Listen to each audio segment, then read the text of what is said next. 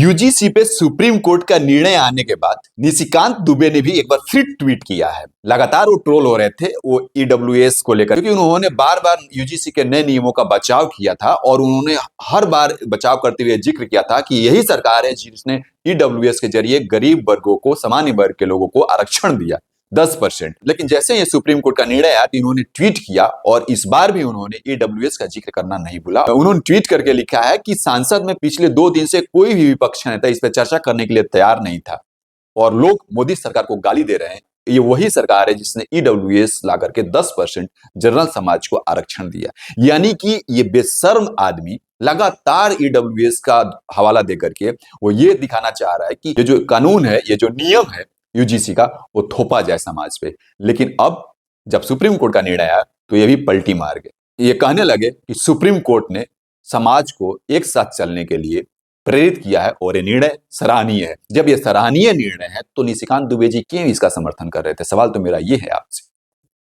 क्यों जनरल समाज के वर्ग के लोगों को आप बरगला रहे थे और झूठी वादे कर रहे थे कि नहीं, इसमें ऐसा कुछ नहीं है, भ्रम फैलाया जा रहा है। शर्म आनी चाहिए आपके दोहरे रवैये पे और दोहरे स्टैंड पे। और दूसरी चीज, इन्होंने लास्ट में क्या लिखा है ट्वीट के माध्यम से कि सुप्रीम कोर्ट ने वही किया जो मैंने कहा। यानी कि सुप्रीम कोर्ट क्या आपके कहने पर चलता है? क्या आपने सुप्रीम कोर्ट को यानी कि खरीद लिया है? यानी कि विपक्ष जो भाजपा पे इल्जाम लगाता है कि भाजपा सरकार सभी एजेंसियों को खरीद कर रखी है, उसी की आप पुष्टि कर रहे हैं कि सुप्रीम कोर्ट को आपने खरीद लिया है। आपने जो कहा वही सुप्रीम कोर्ट ने किया, क्योंकि ये आपका ट्वीट है। बाकी आपके बारे में कहने के लिए मेरे पास शब्द नहीं है, क्योंकि आप जिस समाज से आते हैं उस समाज के नजरों में आप गिर चुके हैं। और भूल जाइए, अगली बार आप शायद सांसद बनेंगे या नहीं बनेंगे, ये तो जनता ही अभी भविष्य तय करेगी। क्योंकि आपने जो उनके साथ धोखा किया है ना, वो शायद ही लोग भूलेंगे। बाकी आप सभी का क्या राय है, आप जरूर इस वीडियो को शेयर करें।